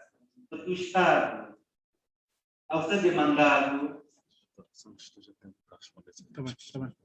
Sim, eu estava a dizer, o Estado, ao ser demandado, vai querer provar todo o custo. E só a gente não cometeu aquela falha, ou o Estado não cometeu aquela falha. Agora, no direito de regresso, eu não vejo a legitimidade do Estado cobrar. O direito de regresso é ao juiz, já que na primeira decisão ele defendeu o Estado, ou melhor, o Estado defendeu-se por via do seu representante, dizer que o seu representante não cometeu aquela falha. Com que legitimidade que o Estado vai intentar uma ação de regresso contra o magistrado? Doutor. Na primeira ação... Doutor, é assim, a ação de regresso só tem lugar quando estão paga. A ação de regresso só tem lugar se o Estado for condenado a indemnizar e ele quer pagar, ter cumprido com a obrigação. Por isso é que é a ação de regresso. É o Estado fazer regressar à sua esfera patrimonial aquilo que desembolsou, não é? De forma indevida. Porquê? Porque a responsabilidade é solidária. Significa que o Estado tem uma cota à parte que tem que assumir e o juiz tem outra cota à parte que tem que assumir. Mas como a ação foi intentada ou foi exigida a reparação totalmente ao Estado, o Estado paga uma parte que não é devido. Então ele tem direito de ação de regresso nessa cota à parte que não era devido pagar. Certo? Só quando é que o Estado, só nas circunstâncias em que o Estado é condenado, não em qualquer outra circunstância. Não sei se eu me perceber. Antes do Estado ser condenado, há uma decisão e advém antes de uma discussão. O Estado em juízo vai naturalmente querer defender-se. E ao defender-se, o que é que ele vai em tribunal? E o seu representante, nesse caso o juiz, não cometeu aquela falha, ou vai ficar de forma pacífica, acreditar que o juiz falhou. Pronto, certo. Agora percebi. Vamos já entrar aqui na questão da legitimidade, não é? Primeiro a questão da legitimidade. Quem representa quem em termos de legitimidade passiva ou legitimidade ativa? Sabemos que quem vai representar na ação de indemnização é o particularizado. Legitimidade passiva há de ser ou o Estado, não é? Ou o juiz, não é? A quem é imputado o facto. Mas a questão está, no regime que se projeta, está-se a confirmar que a legitimidade passiva, não é? Pode ser assacada relativamente, e eu aí, pronto, porque assim, porque nós temos que perceber que o Estado depois tem outras pessoas coletivas com personalidade jurídica. Relativamente a essas pessoas coletivas com personalidade jurídica, não é o Estado que vai responder por elas, certo? São elas pessoas que vão responder pelos seus agentes. Certo? Por exemplo, estamos a falar dos institutos públicos, empresas públicas, estamos a falar, hoje, segundo o regime jurídico, das empresas públicas e institutos públicos, se estendem também que é, os hospitais, aos estabelecimentos de ensino, todos eles têm personalidade jurídica. Se a imputação for relativamente à prática dos seus agentes, eles vão responder. É a pessoa coletiva. Agora, os tribunais não têm personalidade jurídica, os tribunais são apenas um órgão do poder do Estado, como tal. Em princípio, não podem eles serem um representante porque não têm personalidade jurídica. Né? Quem é que devia representar? Em princípio é o Estado, como pessoa coletiva, é o Ministério Público que senta lá e diz, olha, pronto, como parte, certo? Mas a questão é, deixa-me dizer, a questão é que está-se a projetar no regime jurídico estabelecer a questão da representação em termos de legitimidade. Há órgãos representativos de cada órgão. Pronto, é aí que eu, de facto, tenho algumas dúvidas de como é que isso vai de funcionar, porque assim, em termos de ação de direito de regresso como legitimidade ativa, no caso dos juízes, está-se a configurar como um órgão de disciplina dos juízes. Significa que, em princípio, quem vai intentar a ação de regresso contra o juiz é o Conselho Superior da Magistratura Judicial. Eu ponho algumas reticências quanto a essa possibilidade. Não é? Mas está aí um juiz como advogado e está aqui um juiz a decidir no processo. Em princípio, o Conselho, não sei, vai-se munir de um advogado? Ou vai remeter a um juiz como parte, porque assim, então, na representação do processo, o Conselho tem que indicar alguém que representa, certo? E mesmo legalmente nós não temos essa possibilidade, porque o juiz só pode representar nos processos próprios, em causa própria, ou cônjuge e descendentes. Fora destes casos, é o que eu estou a ver. Então, se calhar o Conselho vai ter que contratar um advogado, paga o advogado para estar aí, certo? Agora, eu acho que do ponto de vista da independência também do próprio juiz que está a julgar o processo, ele sabe que é o Conselho, que é o órgão de disciplina, que é parte do processo. Sabe a independência dele? Epá, eu se decidir contra o Conselho, estou tramado. Estão a ver a dificuldade em termos de aplicação prática? Por isso é que eu acho que a legitimidade ativa, a alimentação de regresso, devia ser o Estado. É o Ministério Público que representa o Estado nessas ações. Está ali. Pronto. Pelo menos o juiz aí, a sua independência está mais preservada. Não é?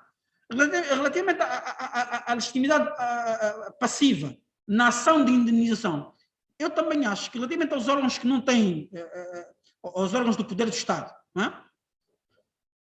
Poder Executivo, Poder Legislativo, Poder Judicial, não são órgãos com personalidade jurídica, deve ser também o Estado, representado pelo Ministério Público, que não pode ser indicar-se, por exemplo, está-se a indicar órgãos de poderes de direção, no fundo quer-se transportar, não é, para os órgãos judiciais a mesma organização, estrutura do poder administrativo, quer dizer, que eu acho que é errado, quer dizer, não pode, órgãos de direção, nós não temos órgãos de direção, o Tribunal tem órgão de direção.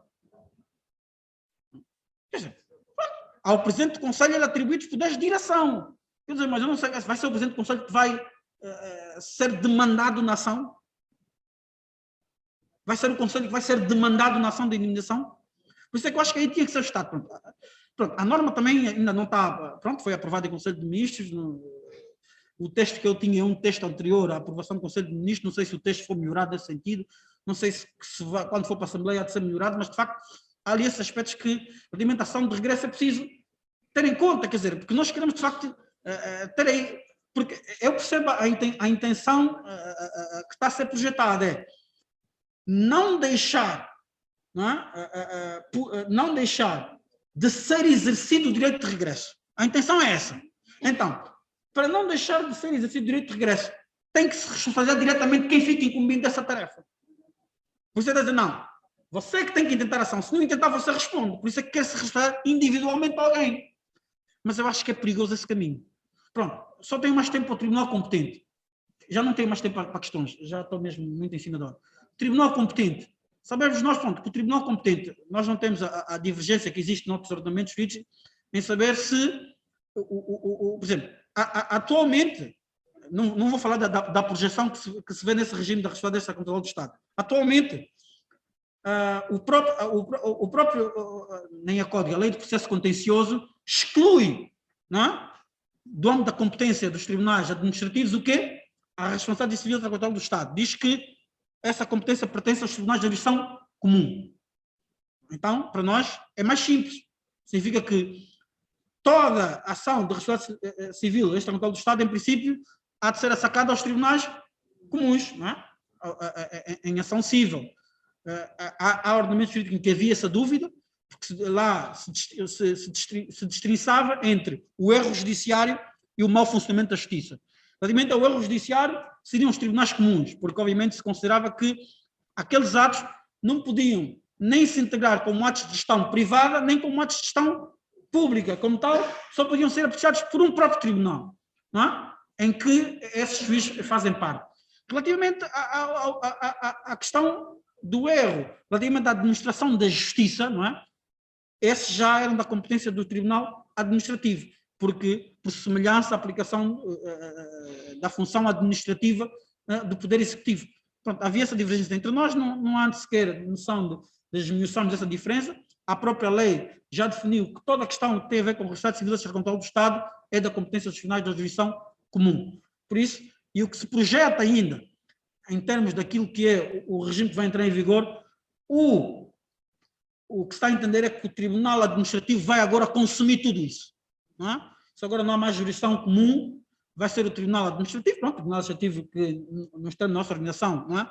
Está concentrado numa sala única, num tribunal único, pronto, embora há de haver agora já a segunda nova que se projeta, a nova alteração da lei de hoje, também que já foi aprovada em Conselho de Ministros, é que passam a haver salas separadas. A sala do CIVA vai estar separada da sala do contencioso administrativo, pronto. E o mesmo vai se passar, quer na relação, quer no Tribunal Supremo vai haver Câmara do Administrativo e Câmara do CIVA. Pronto, em princípio, essa autonomia vai fazer com que essas ações dêem entrada diretamente nesses tribunais, não é? Os tribunais, e para mais, e há até uma inovação que eu acho que, do ponto de vista técnico, incorreta, que está-se a colocar nesse regime, que é introduzir uma norma atributiva de competência do Tribunal Administrativo em matéria dos atos de gestão privada do Estado, não é? Aquelas que falou no início, relativamente à questão cujo regime está no Código Civil, dos atos de gestão privada, que em princípio são matéria civil, não é? Mas que, pronto, por opção nossa, vai-se agora passar também a ser dirimida nos tribunais administrativos. Por exemplo, há regimes em que a ação de regresso, há regimes em que a ação de indemnização é interposta no Tribunal Administrativo, não é? Mas a ação de regresso é nos tribunais de jurisdição comum. Não é? Mas entre nós não. Tudo vai se concentrar no Tribunal Comum. Aliás, já tem uma norma que determina que mal o Estado é condenado, não é? Mal o Estado é condenado na ação do Estado Civil, a Secretaria desse Tribunal remete, não é? Remete logo a decisão ao órgão com competência para instaurar a ação de regresso. Quer dizer que não nos querem largar. Nós vamos estar aí, obviamente, sujeitos a uma pressão muito grande, desse ponto de vista, não é? Embora, e lá está, essas questões deviam ser estudadas por quem na prática depois vai avaliar se há ou não erro judiciário, não é? Porque para vocês é apenas enquanto quê? Enquanto limitação, conhecer obviamente as limitações dos atos que vocês vão praticar, mas vocês não vão aplicar essas matérias, não é? Na apreciação do que é o erro judiciário. Quem há de aplicar essas matérias de erro é que tem que, de facto, ter essa sensibilidade de perceber em que circunstâncias é que pode condenar o Estado numa indemnização. Porque depois nós vamos lá, de forma indireta, também sofrer com essas decisões, não é? Pronto, aqui duas questões. Eu já não sei, pode só colocar rapidamente aqui duas questões de algumas colegas que puseram aqui. Eu já não consigo ver quais é. Penso que já, quais é que eram? Bom dia, estou a falar. Será que a atividade jurisdicional não consubstancia-se primeiro na interpretação e só depois na argumentação? Quer dizer, pronto, isso é uma questão de filosofia jurídica, quer dizer, eu não sei se tem relevância alguma aqui discutir se a nossa atividade jurisdicional primeiro se efetiva por via da interpretação e só depois da argumentação. Pode isso é questão de filosofia de direito, nem sequer tem alguma relevância qualquer discutir essa questão aqui. A outra, gostava de saber se a Constituição indevida de arguido também pode dar lugar a uma indemnização. Quer dizer, eu já vi casos em que, e essa é uma pergunta que vai ter alguma pertinência, quer dizer, se o facto de se constituir alguém como arguido, porque assim, nós sabemos que isso, em termos sociais, pode sempre, não é, acarreta alguma estigmatização, não é? Embora a figura esteja feita de forma contrária. É de facto, quando se constitui algum como arguido, é de forma a lhe conceder mais direitos e mais proteção dos seus interesses. Mas, obviamente, socialmente se reconhece que há um estigma, obviamente, quando se constitui alguém como arguido. Agora, para se constituir alguém como arguido, em princípio, quer dizer, do ponto de vista daquilo que é a apreciação jurídica e factual, não se exige, não é, que haja, não é, uma ponderação muito elevada. Não é? E depois, a questão concreta é que não é só dizer que se praticou um erro judiciário. É preciso apontar quais são os danos que se sofreu. Quer dizer, eu também tenho que dizer assim, do ponto de vista, constituíram como arguido, sim, mas esse facto que traduziu que danos? Se considerar que a pessoa moralmente ficou abalada, não é? No seu nome e reputação por via dessa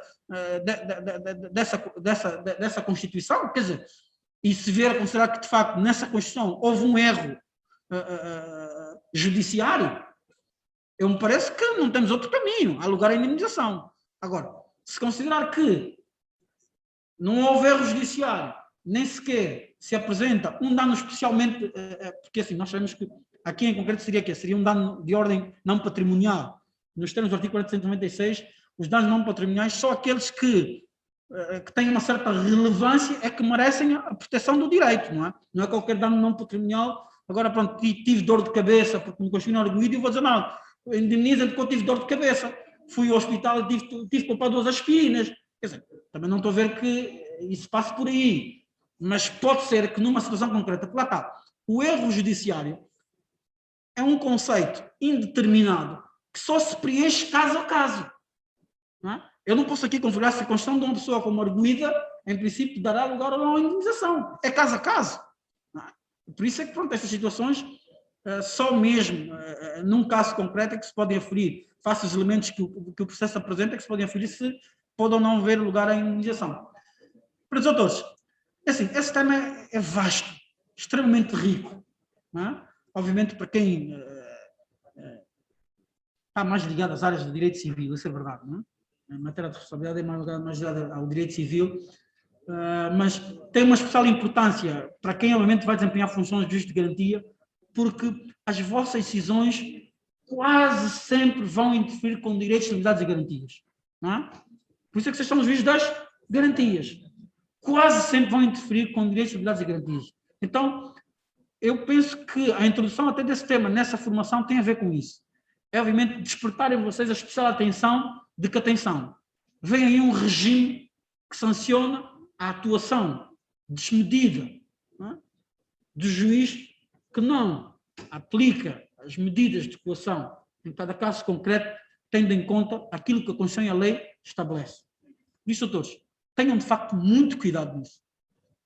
Vocês veem, despertei, que o regime que se preconiza entrar é extremamente severo para nós, em relação à ação de regresso. Não é? Porque atenua, de facto, em parte, a responsabilidade direta. Porque nós agora não somos responsáveis diretos. Não nos podem demandar diretamente por um determinado dano. Não é? Só solidariamente com o Estado. Certo? Isso atenua, de facto, a nossa independência. Mas nós estamos sujeitos à ação de regresso. Certo, doutores? Pronto. Eu estaria aberto a qualquer situação posterior que, obviamente, venham a ter na vossa vida profissional relativamente a essas matérias. Caso tenham necessidade, continuo aberto para essas necessidades. Pronto, desejo êxitos para o futuro. Não é? E, olha, vamos andando, vamos nos vendo, vamos cruzando pelos tribunais. Não é? Certo? Ok, muito obrigado então a todos. Boa tarde.